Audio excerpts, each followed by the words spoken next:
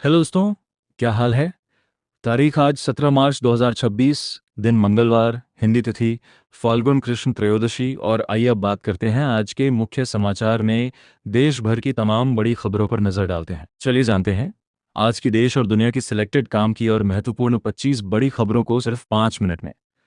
पर अभी तक आपने इस चैनल को सब्सक्राइब नहीं किया है तो सब्सक्राइब कर दें। अखिलेश यादव ने कहा कि अब तो पूरे देश को समझ में आ गया है कि चुनाव आयोग भाजपा के इशारे पर काम कर रहा है। उनका कहना है कि चुनाव आयोग को निष्पक्ष होना चाहिए, लेकिन अभी ऐसा नहीं दिख रहा है।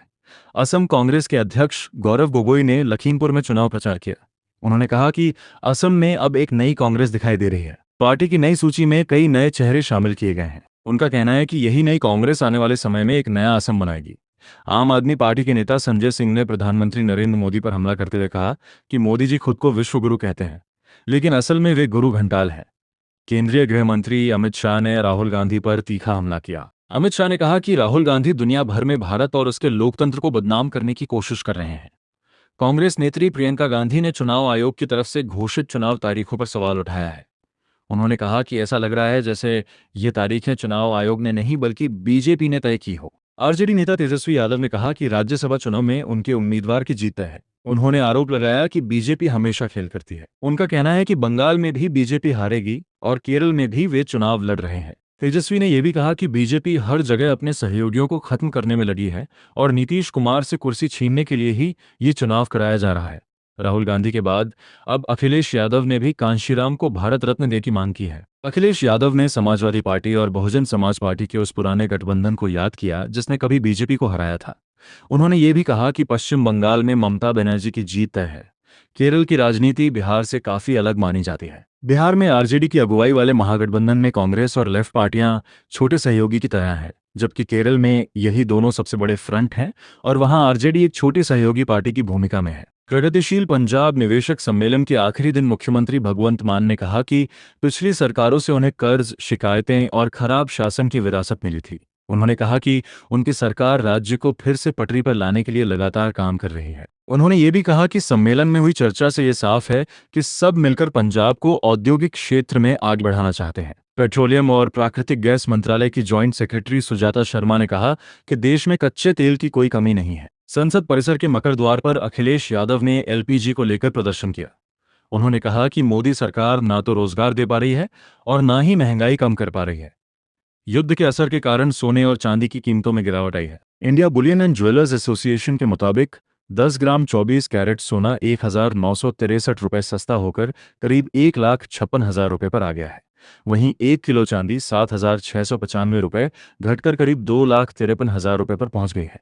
विदेश मंत्री डॉक्टर एस जयशंकर ने ट्वीट कर बताया कि ईरान से अब तक 550 से ज्यादा भारतीय नागरिकों को सुरक्षित निकाला गया है। इसके लिए उन्होंने आर्मीनिया सरकार और वहां के लोगों का धन्यवाद किया और कहा कि मुश्किल समय में उनके सहयोग के लिए भारत आभारी है। प्रधानमंत्री नरेंद्र मोदी से मुलाकात के बाद मध्य प्रदेश के मुख्यमंत्री मोहन यादव ने कहा कि उन्हें खुशी है कि प्रधानमंत्री ने उनके काम को आगे बढ़ाने के लिए आशीर्वाद दिया है। बाहुबली नेता अनंत सिंह ने विधानसभा के बाहर ऐलान किया कि अब वे चुनाव नहीं लड़ेंगे। उन्होंने कहा कि अब उनके परिवार के लोग यानी बाल बच्चे चुनाव लड़ेंगे और वे खुद राजनीति से संन्यास ले रहे हैं। विदेश मंत्री एस जयशंकर ने यह भी कहा कि ईरानी अधिकारियों के साथ बातचीत के सकारात्मक नतीजे सामने आए हैं और बातचीत लगातार जारी है। उन्होंने बताया कि भारतीय झंडे वाले कई जहाज अभी भी हॉर्मुज जलड़ मरुमध्य को पार करने वाले हैं। ये कोई लेन देन का मामला नहीं है बल्कि भारत और ईरान के बीच रिश्तों का सवाल है और ये संघर्ष बेहद दुर्भाग्यपूर्ण है। कुवैत के अखबार अल जरीदा ने दावा किया है कि ईरान के सुप्रीम लीडर मुजतबा खामई रूस में हैं। रिपोर्ट के मुताबिक अमेरिका और इसराइल के हमलों में घायल होने के बाद वे इलाज के लिए रूस चले गए हैं। कहा जा रहा है कि रूस के राष्ट्रपति व्लादिमीर पुतिन ने उन्हें मॉस्को में इलाज कराने का ऑफर दिया था। ईरान के विदेश मंत्री अब्बास अराची ने कहा है कि जब तक जरूरी होगा तब तक युद्ध जारी रहेगा। उन्होंने साफ कहा कि ना सीज फायर होगा और ना ही बातचीत। एआईयूडीएफ प्रमुख अजमल बदरुद्दीन ने कहा कि असम के इस चुनाव में उनकी पार्टी का लक्ष्य बीजेपी को सत्ता से बाहर करना है। बांग्लादेश भारत से करीब 45,000 टन डीजल खरीदेगा। ये सप्लाई फ्रेंडशिप पाइपलाइन के जरिए अप्रैल तक पूरी की जाएगी। इसमें से करीब 5,000 टन डीजल की पहली खेप पहुंच भी चुकी है, जबकि अगली खेप 18 या 19 मार्च तक पहुंचने की उम्मीद है। इलाहाबाद हाईकोर्ट ने योगी सरकार से सवाल किया है कि क्या किसी हिंदू को अपने घर में पूजा करने से रोका जा सकता है।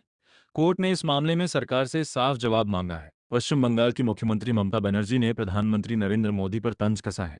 उन्होंने कहा कि वे संसद में तो नजर नहीं आते, लेकिन चुनावी रैलियों में हर जगह दिखाई देते हैं। ममता ने कहा कि उनका व्यवहार प्रधानमंत्री जैसा नहीं बल्कि प्रचार मंत्री जैसा लगता है। रेलवे भर्ती बोर्ड ने असिस्टेंट लोको पायलट की भर्ती के लिए शॉर्ट नोटिफिकेशन जारी कर दिया है। इस भर्ती के लिए आवेदन प्रक्रिया 15 मई से शुरू होगी और 14 जून तक चलेगी। उत्तर प्रदेश के मुख्यमंत्री योगी आदित्यनाथ ने कहा है कि नशा और स्मार्टफोन दोनों ही समान रूप से नुकसानदायक हो सकते हैं। उन्होंने कहा कि मोबाइल फोन और कंप्यूटर का ज्यादा इस्तेमाल करने से आंखों पर भी बुरा असर पड़ता है। कांग्रेस नेता रंजीत रंजन ने कहा है कि देश में शौचालय की कमी के कारण हर साल करीब 2 करोड़ 30 लाख लड़कियां स्कूल छोड़ देती हैं। उन्होंने बताया कि बिहार में करीब 23% सरकारी स्कूलों में और उत्तर प्रदेश में करीब 29% सरकारी स्कूलों में छात्राओं के लिए अलग शौचालय की व्यवस्था नहीं है। प्रधानमंत्री किसान सम्मान निधि योजना के तहत किसानों को 22वीं किस्त के रूप में 2,000 रुपए की रकम मिली है। इस पैसे से देश के करोड़ों किसानों को फायदा पहुंचा है। सरकार का कहना है कि इस योजना का मकसद किसानों को आर्थिक सहारा देना है, ताकि वे अपनी खेती और रोजमर्रा की जरूरतों को थोड़ा आसान बना सकें। मुस्लिम आरक्षण को लेकर भारतीय जनता पार्टी ने तेलंगाना के मुख्यमंत्री रेवंत रेड्डी पर निशाना साधा है। बीजेपी के प्रवक्ता शहजाद पुनावाला ने सवाल उठाते हुए कहा कि रेवंत रेड्डी पूरे तेलंगाना के मुख्यमंत्री हैं या सिर्फ तेलंगाना के मुसलमानों के मुख्यमंत्री हैं।